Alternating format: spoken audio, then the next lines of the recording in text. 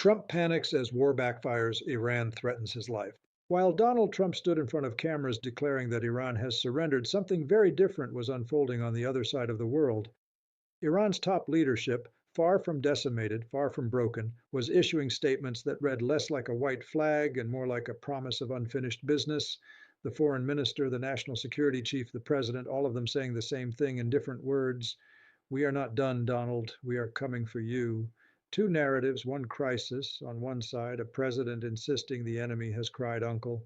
On the other, that same enemy publicly rejecting the very concept of surrender, rallying its population, threatening retaliation in kind for the killing of their supreme leader, and warning that American soldiers and ships will never leave their crosshairs. Someone here is lying.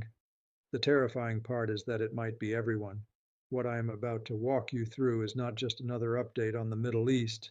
This is the anatomy of a spiral, a moment where miscalculation collided with escalation, where propaganda from three different regimes is slamming into reality, where oil infrastructure is burning, a desalination plant has been destroyed, children were killed in a school bombing, and the Strait of Hormuz, the choke point for 20% of the world's crude oil, is grinding to a halt. And nobody in Washington appears to have planned for any of it.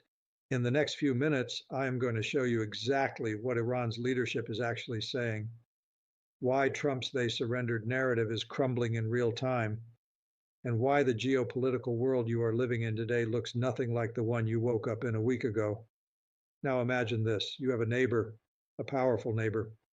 One day that neighbor kicks down your front door, destroys half your house, and then stands on your lawn telling the entire neighborhood that you have surrendered. Meanwhile, you are standing in the doorway, bloodied, furious, very much not surrendering, and telling every other household on the block that if they let that guy use their driveway to come at you again, they are next. How long before the whole street turns into a war zone? Hold that thought, because that is exactly what is playing out between Washington and throne right now. Drop your answer in the comments. Is Trump's surrender claim strategy delusion, or the most dangerous kind of both? Let us rewind the clock. The Trump administration launched a massive military assault on Iran. The stated goal was decapitation, kill the Ayatollah, eliminate the top commanders, break the command structure so completely that the country would collapse from within. It was supposed to be fast, overwhelming, and decisive. The core assumption, and this is critical, was that once the leadership was gone, the whole system would fold. The Iranian people would rise up. The government would disintegrate. Trump would stand in front of cameras and declare, mission accomplished. That is not what happened, not even close. The Ayatollah was killed. Yes, Iran suffered enormous damage, but the administrative structure held. The military chain of command adapted. The political leadership survived and immediately began doing the one thing Washington apparently never gamed out, fighting back, not just militarily, but diplomatically, rhetorically, and strategically across every front simultaneously. Iran's national security leader, Ali Larijani, said it plainly. Trump got a taste of Venezuela and thought he could do it again. Now he is stuck. We are not letting him go. So let me show you three receipts, three moves that tell you everything about where this crisis actually stands versus where Trump says it stands. Receipt number one, the diplomatic counterpunch. Iran's president put out a statement directed not at the United States, but at every nation in the Middle East. The message was precise. If you are a country in this region and you stop allowing the United States to use your air bases to strike Iran, we will stop attacking you. We have no desire to wage war across the Middle East. Iran specifically appeared to address Turkey and Azerbaijan, offering what amounted to an apology for strikes that hit their territory, while making clear that any nation hosting American operations would remain a target. And then the president of Iran added one final line. Let us be clear, we reject even the thought of a surrender to the United States. Trump's response, he said, see, they have surrendered. Then he was asked what he meant and said, they need to cry uncle. Iran explicitly rejected surrender. Trump called it proof of surrender. This is not spin. This is the actual sequence of events. And it tells you something deeply troubling about how this administration is interpreting signals from the battlefield. Foreign Minister Iraqi then issued his own statement. He said the president's openness to de escalation was almost immediately killed by Trump's misinterpretation of our capabilities, determination, and intent. If Mr. Trump seeks escalation, it is precisely what our powerful armed forces have long been prepared for. Washington was not listening, and that silence is deafening. Receipt number two, the infrastructure escalation. After Iran extended that olive branch to its neighbors, the Trump administration did not pause. It escalated hard. The United States and Israel began striking major Thran oil refineries that supplied more than 50% of Iran's domestic energy.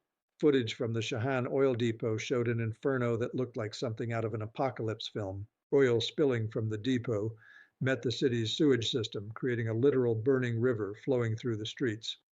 The U.S. also struck a freshwater desalination plant on Kashim Island, cutting water supply to 30 villages.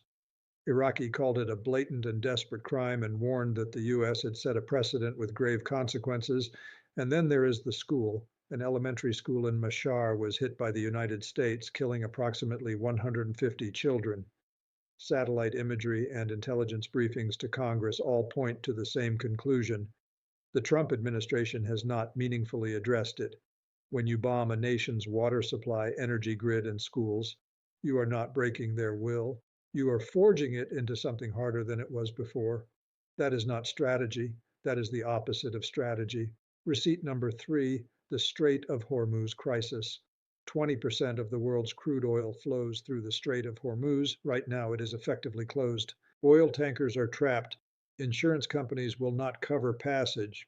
Kuwait has shut down production. Qatar has shut down production, and Iran's air defense headquarters issued a statement that should make every naval planner in the Pentagon pay attention. They said they welcomed the United States trying to escort oil tankers through the strait, adding that Iranian forces are waiting. Entry may be on the surface, they said, but the end will be at the bottom of the Persian Sea. Trump's answer was to float U.S. naval escorts for the stranded tankers. But even with warships, the shipping companies are refusing. We are not going to die transiting the strait, they said. You can offer us insurance, you can offer us escorts. We are not moving. The global energy choke point that experts warned about for decades is now a lived reality, and the administration that created this crisis apparently never considered it as a possibility. If this story is connecting dots you have not seen assembled anywhere else, you are already ahead of most people watching this unfold. Hit subscribe right now. This is evolving faster than any single outlet can track, and you need to be here when the next piece drops. Now, let me show you the contrast that defines this entire crisis. The Trump administration went into Iran the way it approaches everything: maximum force, maximum volume, minimum planning, decapitate the leadership, declare victory on camera, move to the next news cycle. It is the blunt, clears throat instrument approach to geopolitics, shock and awe, without a data strategy. And for about 48 hours, it looked like it might work. The Ayatollah was dead. The strikes were overwhelming. Trump was telling the world Iran has been decimated. But here is what the blunt instrument missed entirely. Iran's system was designed for exactly this scenario. Decades of preparation for a decapitation attempt, distributed command structures, redundant leadership chains, a population that, whatever its grievances with the Islamic Republic, was never going to rally behind the country that just bombed their children's school and set their cities on fire. Larjani went on camera and said, "We will not let him go unpunished. He has martyred our people. More than 1,000 civilians are dead. This is not a simple matter. We will not let it go until we retaliate in kind." And this is where the miscalculation becomes catastrophic. Trump needed a quick knockout. He did not get one. Iran needed time and international sympathy. They are getting both. Every bombed water plant, every burning refinery, every image of dead children is producing the exact opposite of what Washington intended. It is creating unprecedented unity inside Iran. Even Iranians who once protested against the Ayatollah, who wanted reform, who dreamed of a different political system, are now rallying behind the country against Trump and Netanyahu. The blunt instrument did not shatter Iran's resolve, it welded it together. Meanwhile, the individuals who brokered this catastrophe remain staggering in their unsuitability. Steve Witko and Jared Kushner were somehow conducting the high-level mediations that preceded this war. These are the architects of a conflict destroying American standing and American treasure. Let that register. So, what does this actually mean for you? If you drive a car, the price at the pump is about to get significantly worse. Crude oil prices are surging. The Strait of Hormuz's closure is not a hypothetical, it is happening now. And Trump's attempt to offset the damage by lifting sanctions on Russian oil, letting Putin flood the market, has not brought prices down. It has enriched Russia's war machine. While costs continue climbing, that Russian oil revenue goes directly into weapons used against Ukraine. The same Ukraine the United States is now asking for help in shooting down Iranian drones and ballistic missiles. The contradictions are not subtle. If you care about regional stability, the entire Middle East is fracturing. The Iraqi parliament held death to America chants on the floor. The Emir of Qatar told Trump the escalation will have serious repercussions on international security. Dubai and Doha, cities that spent decades building reputations as safe havens for global investment, are watching that reputation disintegrate as Iranian strikes land near both. Every Gulf state that invested in Trump, every deal, every financial arrangement, all of it is worthless now. Trump did to them exactly what he has done to every business partner, every investor, every creditor in his career.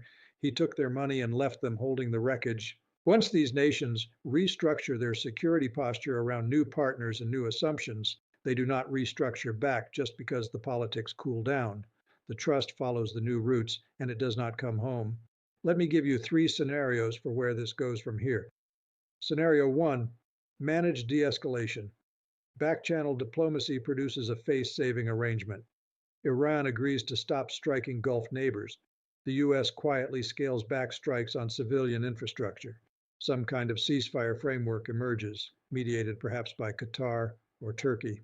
But even in this best case, the structural damage is permanent. The Strait of Hormuz demonstrated its vulnerability. Gulf states learned they cannot rely on Washington. Supply chains have already begun rerouting. The old architecture does not reassemble just because the shooting stops. Scenario two, regional realignment. Other Middle Eastern and global South nations begin building security and economic arrangements that explicitly hedge against the United States. Iran's diplomatic outreach to its neighbors gains traction. Countries that once hosted American bases quietly restrict access. A new regional security framework starts forming, one where Washington is still powerful but no longer the unquestioned center. The monopoly on influence fractures into something multipolar, messy, and irreversible. Scenario three, full escalation. This is the one nobody wants to name out loud. Iran makes good on Larijani's promise and retaliates in kind for the Ayatollah's killing. That could mean a strike on American leadership, American assets, or American soil. The U.S. responds with even greater force. The Strait of Hormuz goes from restricted to fully militarized.